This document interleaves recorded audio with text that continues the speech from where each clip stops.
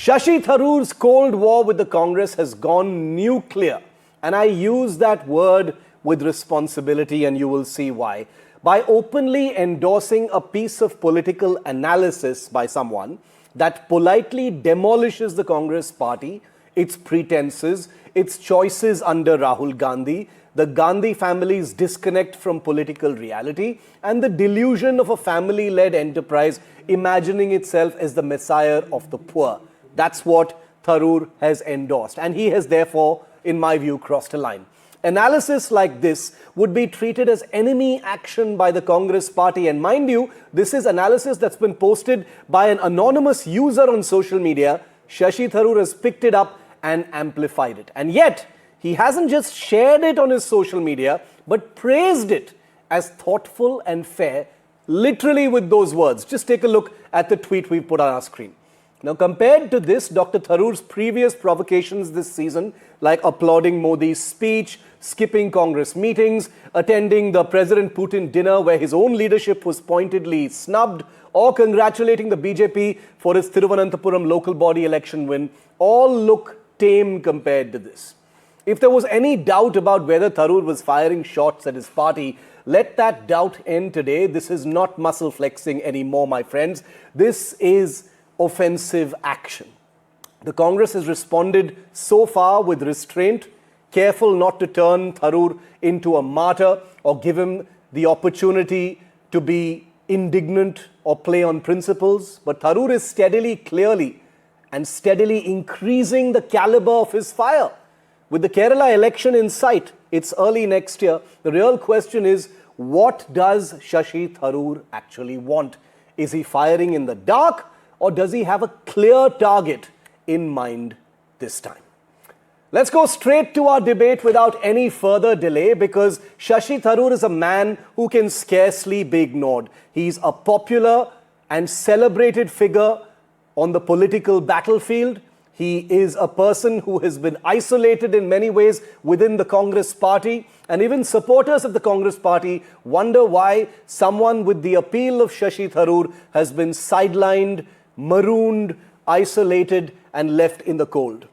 Let's go straight to our debate to answer one simple question. What does Shashi Tharoor want, and how does he expect to survive taking a direct pot shot tonight at his own party boss? Because he's called an analysis labeling Rahul Gandhi as an entitled dynast and someone with delusions of grandeur as thoughtful and fair criticism and analysis.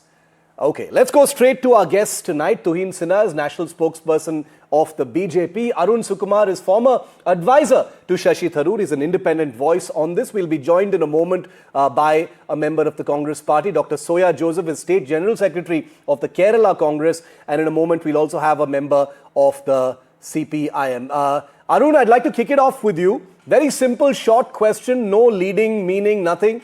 What does Shashi Tharoor want? You know, nobody can debate on this particular one, Arun, and I'm sure you won't either. This analysis paints the Congress in a very, factual, it's polite, it's not, it's not trolling of any kind, it's analysis. And Shashi Tharoor said it's fair and thoughtful. What does he want? What's he trying to say? Thanks for having me on your show again, Shiv. I think you could probably classify the things that Shashi wants into three. One, he wants a meaningful, and thanks for classifying me as an independent voice, so I speak for no one but myself. I think he wants three things. One, a meaningful responsibility, individually speaking, within the party. Two, meaningful reform within the party of how the organization, makes decisions, how democratic it is, how our diverse voices taken into account. And three is for the Congress to return to its original DNA, that being one of a big tent party. There's nothing that Dr. Tharoor can attain just by getting a singular position in the Congress party. If the party itself was working fine, that we could debate what that position might have been. For example, he already has a seat in the Congress Working Committee and so on. Right? But this is no longer about his own position in the party. And I think the tweet that, I don't think he's endorsed it, but he has favorably quoted that tweet, and you sort of mentioned this. It speaks to him wanting a larger change within the party regarding deliberative, democratic decision making and the broad direction that the leadership is taking. No, but Arun, you're being very polite. You're saying that this is a kind of academic endorsement of what is, if you look at it, an evisceration of the Rahul Congress. It calls him an entitled dynast, someone who is one of the most insulated politicians in the country. Tuhin, do you agree with Arun that this is just a sort of larger, more lofty calling for reforms within the Congress party? Or is Shashi Tharoor trying to say something?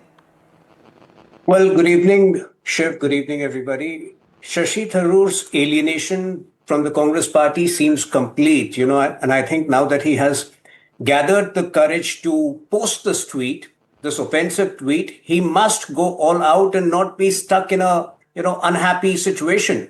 Because fact is, there are three things which are very abominable about this Congress party. Number one, it's ultra left leaning. Right from Rahul Gandhi participating in the JNU protest in 2016, where, pro-Afzal Guru slogans were raised, they've taken an extremely left-leaning. Number two, their inability to stand up for India in challenging situations. For example, even after Operation Sindoor, barely 10 days after Operation Sindoor was halted, Rahul Gandhi tried to convert a victory into a surrender through his vicious propaganda. And number three, his uncouth ways, right from Chaukidar Chor Hai to, the next debate, which is, Modi ki kabr khudegi. The quality of discourse has really fallen under this Congress party. So by, posting the views of, the person Shashi Tharoor did, I think he has very clearly endorsed that he does not relate with this Congress party. And, I really think he should not be stuck in an unhappy situation and move out. Let me just read out, and I'll bring in Kapil Madan, who is a well-known lawyer. He supports the Congress party in this debate. Kapil, welcome. Just 3 points in this analysis that Shashi Tharoor has called thoughtful and a fair assessment, mind you. Rahul Gandhi represents a different strategic turn. Congress post-2010 attempt to reposition itself as a rural, grievance-driven mass party to counter BJP dominance. This was a reactive yet devastating shift that can be shown through the electoral results themselves. The most ironic part of it all is that the individual leading this rural turn is among the most entitled and insulated figures in Indian politics, born into a dynastic family, symbolic rural politics, without lived or organizational depth, lacks any credibility. Kapil, this is what Shashi Tharoor is calling thoughtful and fair. Come on, we can't play this down. This is not just a call for reform within the Congress party or a cry for help or G23 or G25 or anything like that. This is a direct missile.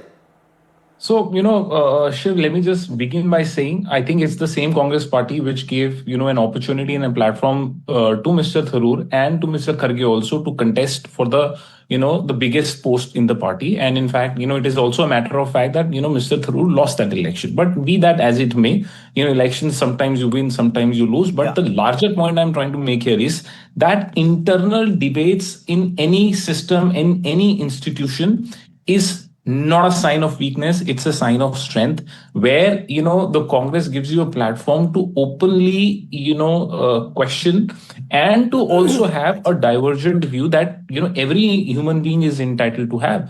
In a public discourse, in a democracy, we all see why do we have parliament? Why do we have, discussions? Why did we have a discussion on Vande Mataram? Because people wanted to have diverse views, diverse understanding, and they wanted to, express themselves of what do they, Kapil, a Congress MLA who has written a letter calling for changes within the Congress party has just been expelled from the party, my friend. So hold on. Expelled from the party. So no, I am sorry. In fact, I am not aware of, any such expulsion, but if you can give me, I can come back, research, and, we can have another debate on, this is a debate on Mr. Tharoor. So allow me to first answer on, Mr. Tharoor. Now, why do you have, different thought process? I mean, I am absolutely sure, Shiv, you also, have a brilliant, team of researchers, brilliant team of, other, editors who support, who makes the program. And I'm absolutely sure that, while having a discussion, you will have different thoughts. You will have different ways of, expressing. You will have different point of view to, see a situation. The point that I'm trying to, highlight here is that a dialogue, diversity in dialogue, diversity and a different thought processes in any ecosystem or in any institution, be it a political party, be it a news channel, or be it, any kind of, organization. Kapil, takes let me just add, I just got that information. The Congress party today has expelled former Odisha MLA Mohammad Mokim from the party days after he wrote to Sonia Gandhi urging the removal of party president Mallikarjun Kharge on the grounds that age is not on his side. He expressed his view. He's been expelled from the party, my friend. No. That's also a view. Surely that's less offensive than someone endorsing a view that Rahul Gandhi is a dynast. Shiv, thank you for pointing it out. In fact, I have not read the resignation, but what I can prima facie basis, what we have just said is that while expressing a view, you can't question resignation of your the highest leader. So what happens is that if you look at it, so the reason I was saying that I'll tell you the only reason, Kapil, I know the point you're making. The only reason I was saying it is because you're making the point that the Congress is somehow this wonderful oasis of tolerance, and all these different conflicting views are tolerated and permitted and in fact encouraged, when that is definitely not the case. You've got a case that I've literally talked about that's happened today. But I'll come back to that point. I understand the point you're making. Dr. V. Sivadasan is a Rajya Sabha MP from the CPM, which goes against the Congress party in Kerala in the upcoming elections, but is an ally otherwise. Dr. Sivadasan, how do you see Shashi Tharoor's actions, his provocations, his rebellion, his defiance, his endorsement of criticism of his own party chief and boss? How do you see it, sir? So Shashi Tharoor is one of the leaders of Congress party. Is Congress party MP. He participated the dinner party of Prime Minister of the nation. We don't know how Shashi Tharoor is working or Rahul Gandhi is working. What is the relationship between them? That we don't know. But we believe Shashi Tharoor is working for Congress party. He is the leader of the Congress party. He is making the deals with BJP. He is making the deal, and he is in Trivandrum Corporation election also. Shashi Tharoor arranged the this vote management. He has managed the vote, and Congress has given the vote to BJP, and some of the areas BJP also helped Congress party. So Shashi Tharoor is working as a mediator of BJP and Congress. But Dr. Sivadasan, why doesn't he quit the Congress and join the BJP then? That I clearly mentioned the interest of the Congress is protecting Shashi Tharoor.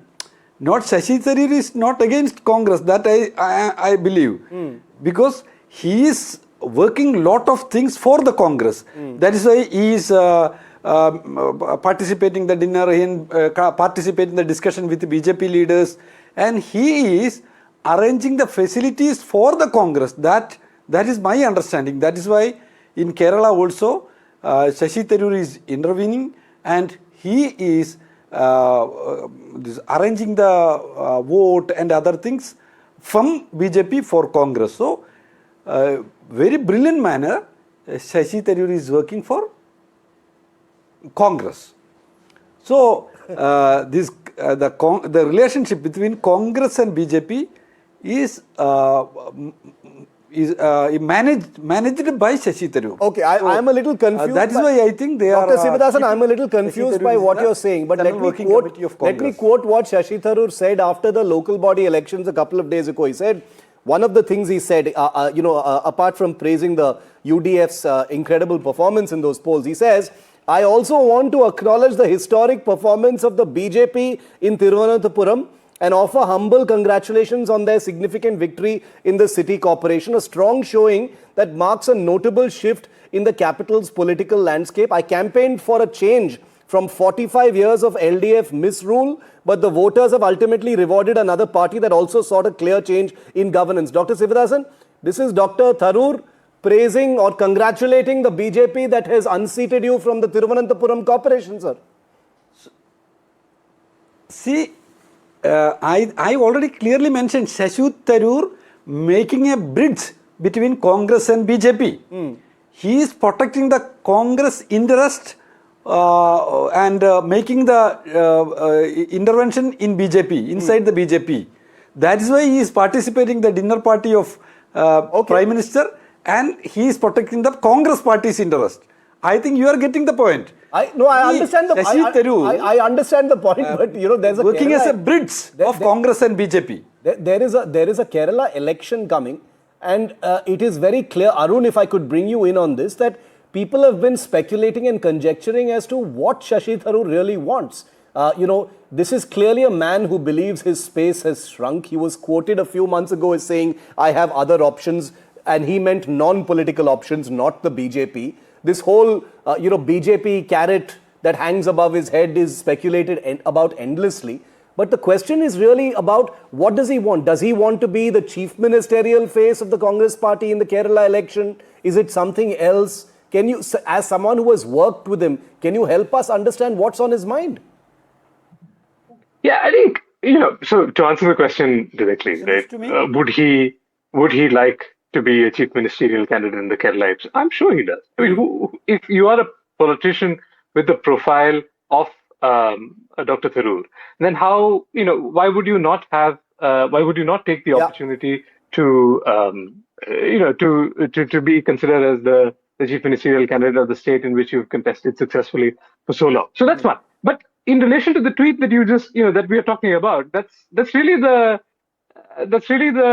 nub of the question, right? If, for example, Dr. Tharoor would like to have some say in how seats are allocated to different candidates in the Congress party in the forthcoming elections. It's not just about being the chief ministerial candidate of a particular party. Right now, of course, the Congress has done well in these elections that you just spoke about, so it's great for the UDF.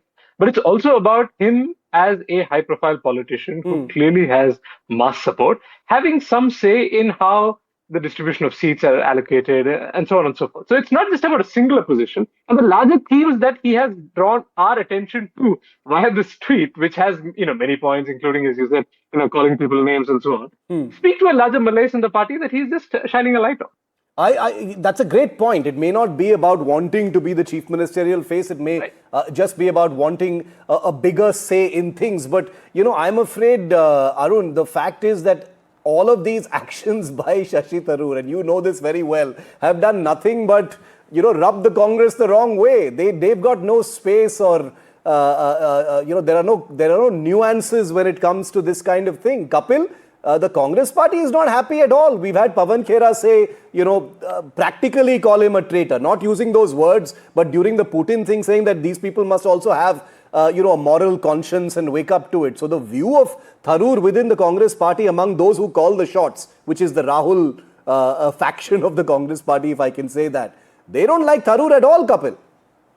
No, I think, again, as I said that in a party, in any, open society, open, organization or an institution, you are entitled to have your views. In fact, whether, Mr. Tharoor was right in, attending the dinner organized by Narendra Modi government when in fact the leader of opposition was not invited. So I think, these are the issues which, of course, fall foul on the disciplinary side of it. But then again, Mr. Tharoor in his individual capacity chose to accept the invitation, and in his, individual capacity, he chose to visit and attend that dinner also. So I think that's in fact, if Mr. Tharoor is right in, saying that he should have been there because he have got the invitation, perhaps with the same yardstick, other people, who come from the Congress party are also entitled to have their views to say that, look, Mr. Tharoor, in the matter of propriety should not have attended because leader of opposition, Mr. Rahul Gandhi, who, was admittedly, not invited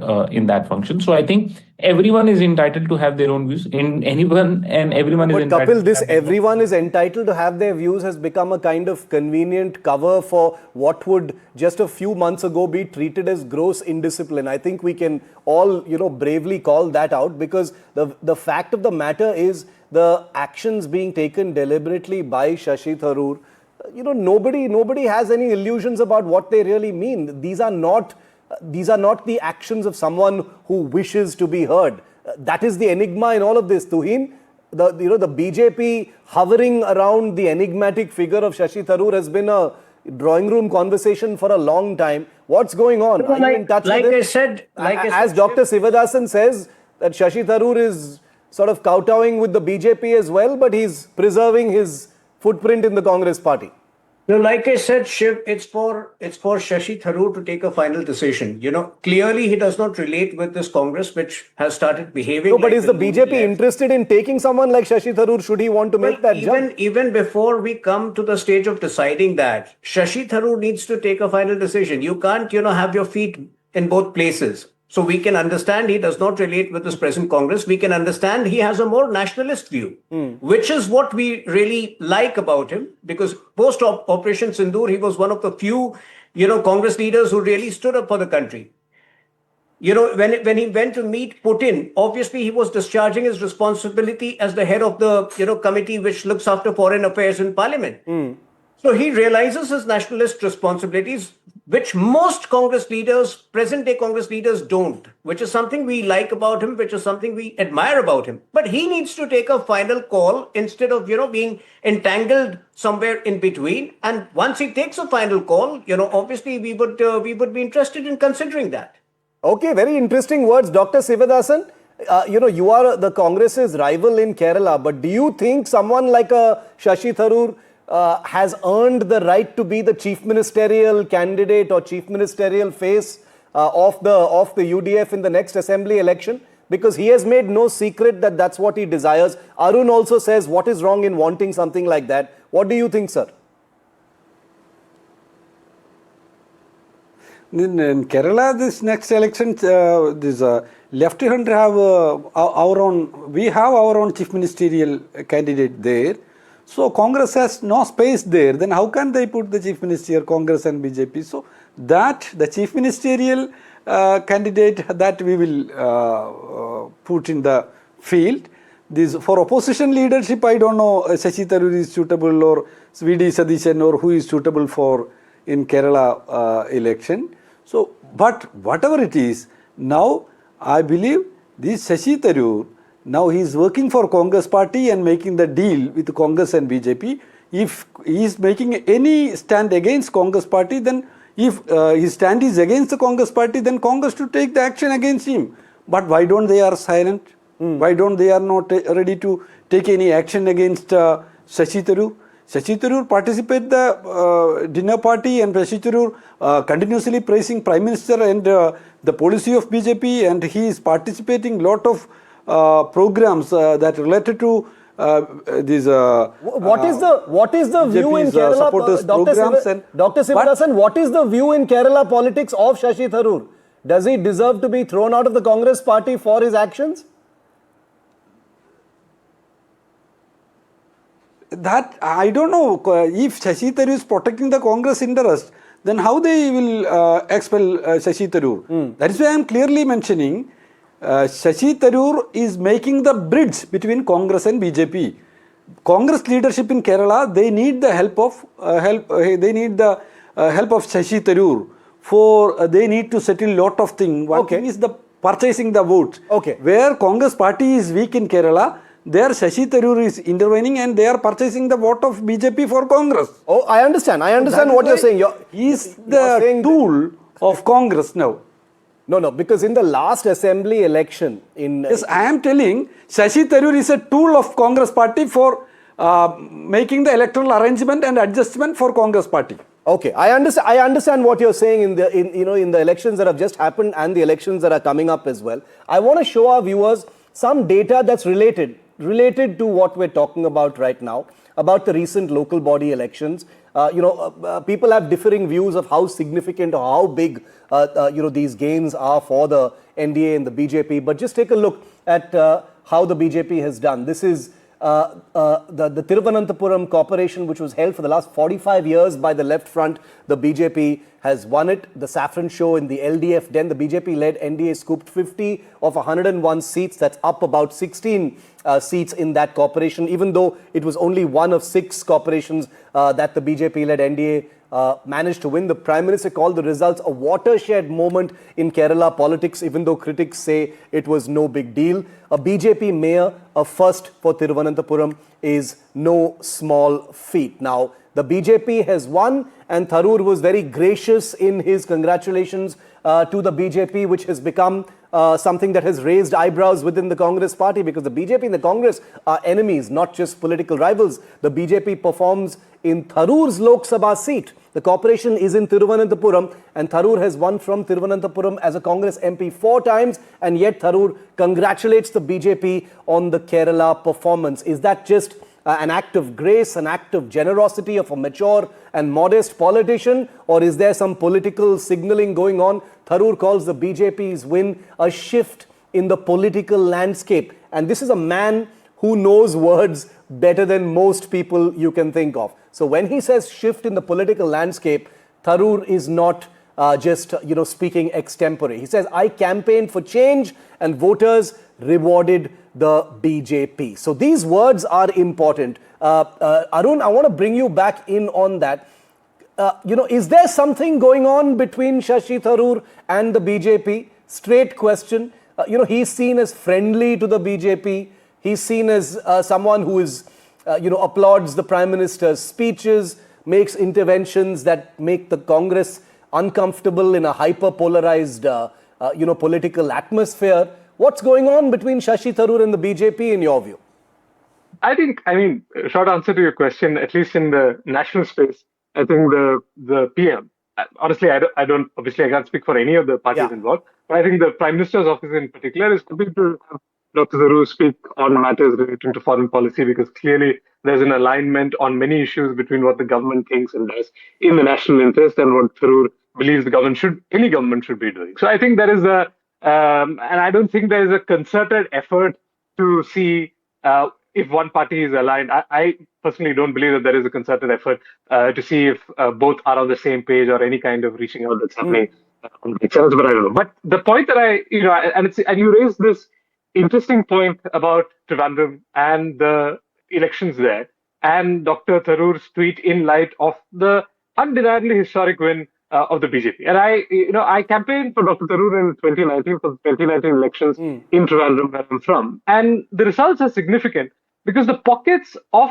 Trivandrum that now the BJP has taken and will likely have a candidate for the mayor were always pockets in the city that had a predilection towards the BJP. In 2019, when Dr. Tharoor was facing a candidate from the BJP, he was a hardcore member of the Sangh. Many of us were concerned that he had the rank and file of the Bharatiya Janata Party and the RSS behind him, and it was therefore going to be a tough fight in the same seats that you talked about, in the same pockets of boroughs of Trivandrum city, to put up a fight against him. And fair enough, the BJP made significant inroads into that area in Trivandrum city, what are called Fort and so on, but of course lost the election by a landslide in other parts. In 2024, when the same party, the BJP, fielded a candidate that many people in the city considered to be a fly-by-night operator, those same folks in the city, the BJP still won certain pockets in Trivandrum, but overwhelmingly voted for Dr. Tharoor, which just goes to show that the city, even if it has given the BJP this sort of mandate in regards to the corporation, has obviously voted with its feet depending on the candidate that has been fielded before them. And I think Dr. Tharoor's tweet in light of what he has said, in terms of the shift and historic mandate against the LDF, should be seen in that light. It's not a matter of high grace or nobility, as you said. It's a matter of pure politics. If the constituents of his city have voted with their feet for a candidate, then the BJP presumably must have fielded good candidates for the corporation elections for them to win. Right? No, that is a very sensible and nuanced explanation for what should, I think, in normal course be treated as a gracious comment, and it goes into the details of constituency politics like you've just held out, Arun. But I'm afraid the problem is that most people won't have the benefit of that very nuanced and compelling explanation. And in our hyper-polarized times, an act of grace and an act of praise is going to be seen as offensive action within the Congress party, which it undoubtedly is, which then brings me to my question, Kapil, as to the Congress. to most eyes and to voters and to the public, it looks like Shashi Tharoor is defying the Congress High Command to take action against him. He's sort of bristling for some kind of punishing action which will allow him to be a bit of a martyr, play victim, maybe, I don't know, show some principled indignation. Who knows, maybe exit the Congress party. I don't know, I can only conjecture. But the Congress party, Kapil, has so far shown an incredible amount of restraint in not giving Shashi Tharoor what he wants. So let me, Shiv, I would just say, in fact, one of the interpretation which you have very elaborately said that, whether, Mr. Tharoor has that kind of thought, that kind of inclination in his mind. In fact, it is only, within the knowledge of Mr. Tharoor. And, for us, it is not to speculate. I am not even admitting it. What you're saying is correct. I am not even denying whatever you're saying is not correct. It could be a possibility. And in fact, when I, hear Tuhin, it appears that BJP has found a new love in Mr. Shashi Tharoor, because Mr. Tuhin has forgot how many times, in fact, if Mr. Shashi Tharoor, in terms of your opening remark, that if he is critical of the Congress party, or if he is defying the Congress party, I think at least 50 more occasions he has been vocal against the Prime Minister Modi. He has been vocal against the BJP government. Not recently. That's the point. So it doesn't matter. It doesn't matter when you are making an ideological choices. When you have questioned the particular ideology, you have questions the policies. Now it appears, in fact, when I hear my good friend Tuhin here, it appears that there is another lost love found once again, because it is not okay. Final word to Tuhin. Then what is this flirtation going to lead to, Tuhin? Well, like I mentioned, we are aligned on the issue of nationalism, which is alien to this present-day Congress party. They have not once, on several occasions, tampered with our national interests, whether it was on the sensitive issue of Operation Sindoor, whether it was even in the aftermath of the Delhi blast last month. And so, therefore, they don't understand the concept of nationalism. Anybody who has a nationalist point of view, even if we differ on other points of view, we differ on other issues, we will, have that respect for him for standing up for nationalist sentiments, which, like I mentioned, the Congress will not understand. We are trying to get a elaborate interview with Shashi Tharoor and maybe ask him some questions that only he can perhaps answer, because at the end of the day, all we can really do is sit and guess what's on his mind and what he really wants to do. Is there going to be a line in the sand, politically speaking, in Shashi Tharoor's political career? Does he know something that we don't? We can only guess. But we'll leave it there for the moment. Thank you very much, Arun, Tuhin. Thank you. Dr. Sivadasan and Kapil, for joining me on this quick discussion.